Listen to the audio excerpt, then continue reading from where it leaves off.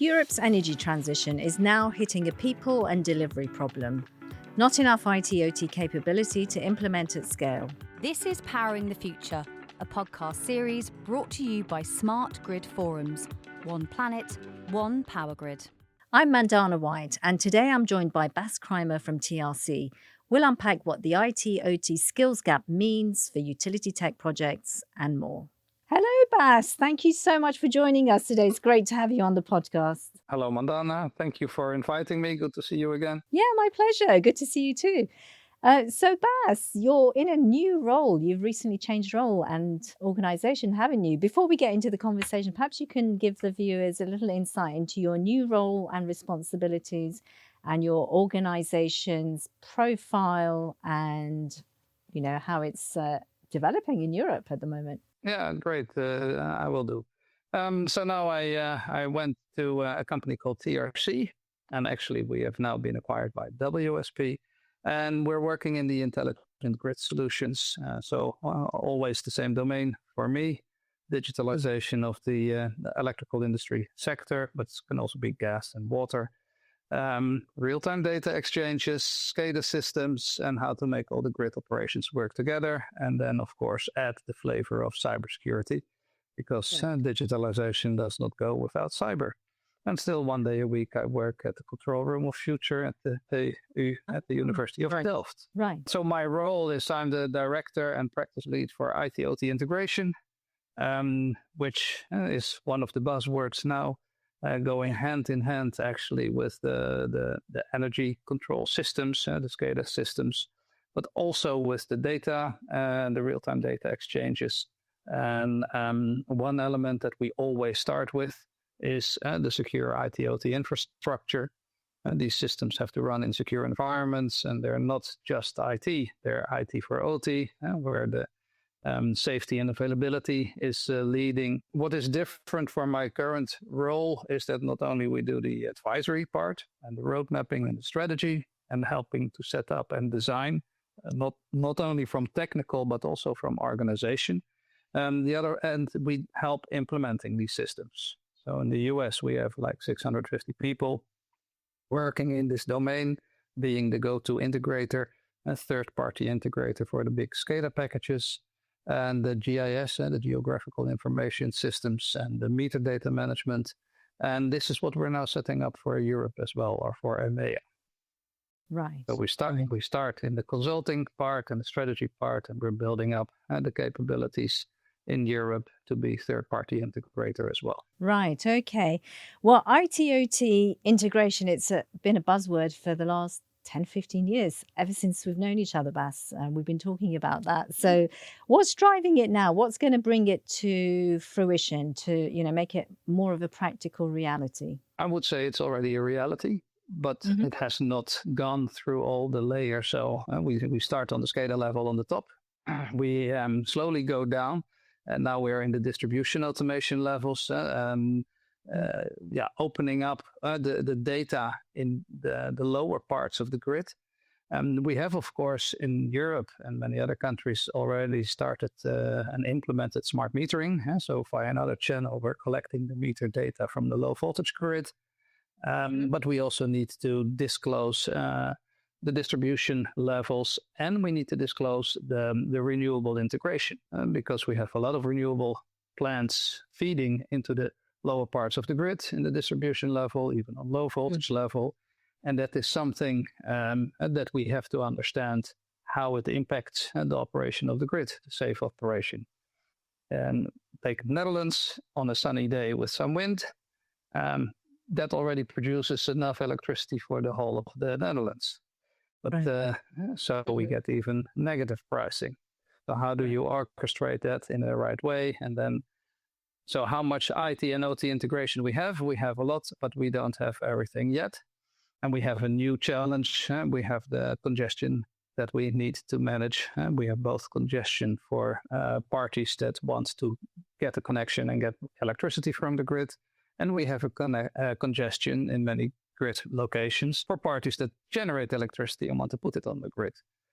So probably the capacity of the grid, so the primary part as we're building to try and manage that. At the same time, we need more digitalization and more process automation to help manage those congestions and create more capacity for the different users of the grid. And what role is standardization playing in this? Oh, in different ways. One is the building, so that is the physical part.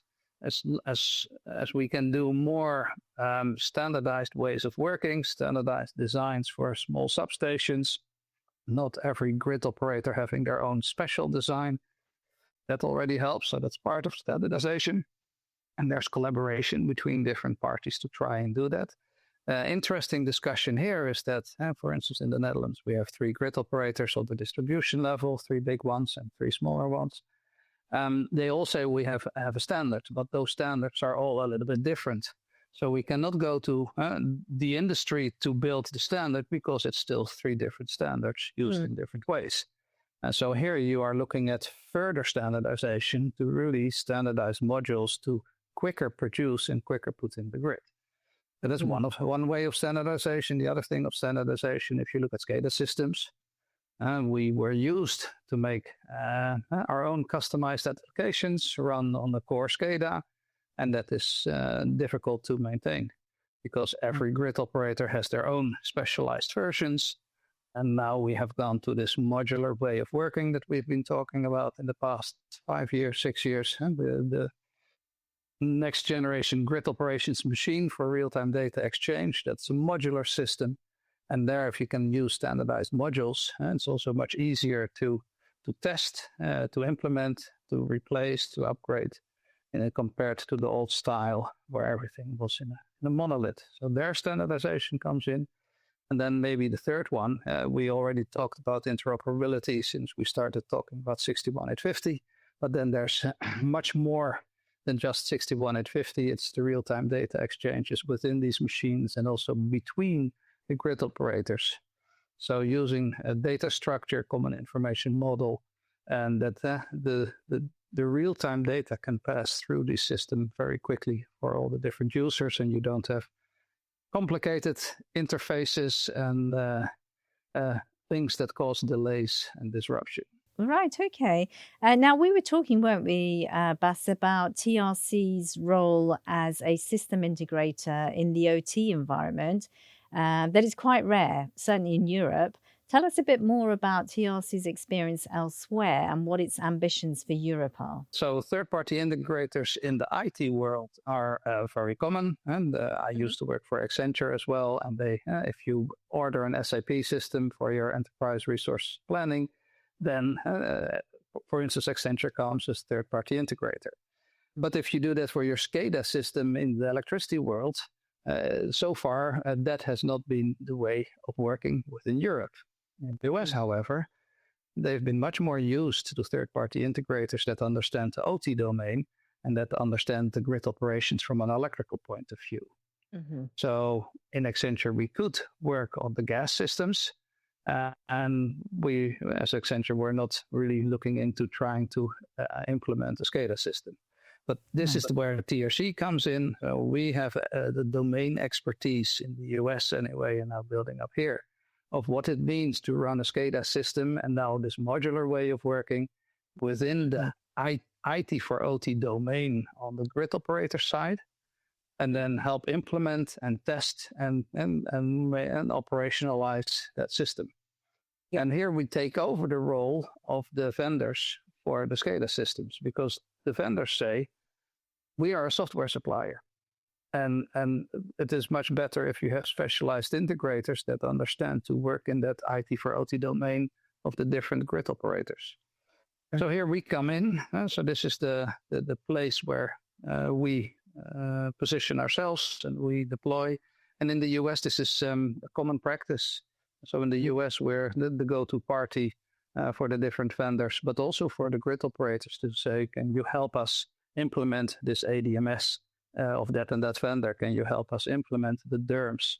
We have a new meter data management system that we want to implement. Can you do that for us? So the same with the GIS, geographical information systems. And sometimes we add different user interfaces and make integrations with other software packages that are already on premise with those grid operators. And as we understand their IT for OT environment and how their processes work, it is much easier for us to deploy this and to be that integrator. Right. Okay.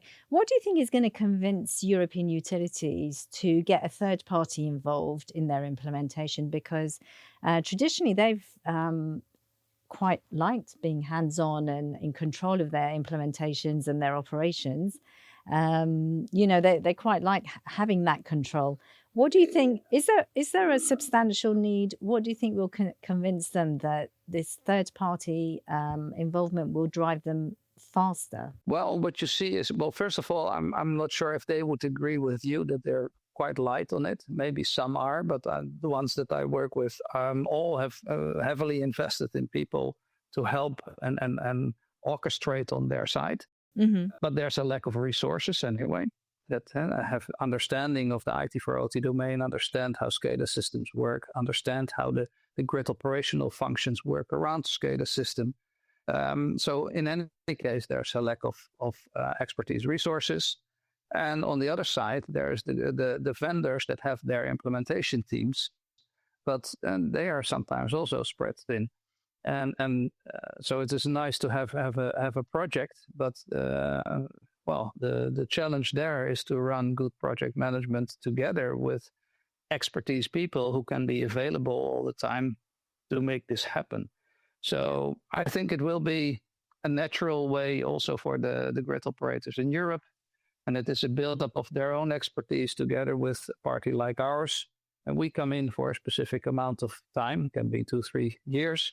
And we work alongside them, and they will run the system so many years after. We will still support during that time, but it will be their system with their people having or operating it. So do you have some really good success stories about, system integration, stories from outside of Europe? What do you think are the conditions for real success as a system integrator? So the nice thing of me now working for TRC with all this experience, we have this the chat where we have the experts sitting in together and talking about the projects also happening in the USA. So in the evening, my telephone shows all these chats. But it is nice to see that there are so many grid operators really being happy with the work that my colleagues are doing there. And why are they happy? Because my colleagues behave as if they were the grid integrator also. So they really feel the same pain and they push to make a success. And the reason is that also that they have the people that know what to do. And that interaction with the grid operators works really nice. So I see a lot of these good stories. Still, it's hard work, and that it's serious projects that require serious effort. But what we saw in the IT part, when you have integrators for the SAP, and a good integrator will be successful in helping implement and making these systems operational. And this is the same secret that we're doing on our side. Only we do IT for OT grid operations. Understanding the process, and many of the people that work in our team have either come from the utility themselves, worked in this domain, or they have worked for one of the vendors, understanding the software that these vendors have been using and are still using today. Right. Okay. So it's a combination of really good project management skills and capabilities, but also being very well embedded in the client's organization and really feeling their pain is what drives that success. And not only feeling the pain, also knowing how it works and how to make it work. Yes. Because you need to have the domain expertise in how is an organization running the grid and what elements are there and how to make that, it's still a complicated machine, how to make it work. Right. So the technical know-how, project management skills, and then being well embedded and working collaboratively with the grid operator. Fantastic. All right. Well, thank you so much for those insights, Bas. Congratulations on the new role. Wishing you lots and lots of success. Looking forward to seeing you at SGT26 in Paris at the end of March. So what will you be showcasing and sharing there? Of course, we will have a booth. Otherwise, but we've had a booth since ever. I think you and I met 15 years ago. Didn't matter which company I was working for. But we will be showcasing our IT for OT ways of working, the secure system architecture, how we interact on the energy control system implementation and the GIS. But although there's maybe now not so much GIS in the SGT this year. So it is stories telling about the projects we're running today and how we support different grid operators in their quest. Fantastic. Thank you for joining us today. Great to talk to you and look forward to seeing you in Paris soon. Bye for now. See you soon. Thank you. Join us again next time as we discuss another big topic shaping the future of the power grid. Don't forget to subscribe to our YouTube channel, Smart Grid Forums, and to follow us on LinkedIn. Until then, thanks for watching and listening. This is Powering the Future, a podcast series brought to you by Smart Grid Forums. One planet, one power grid.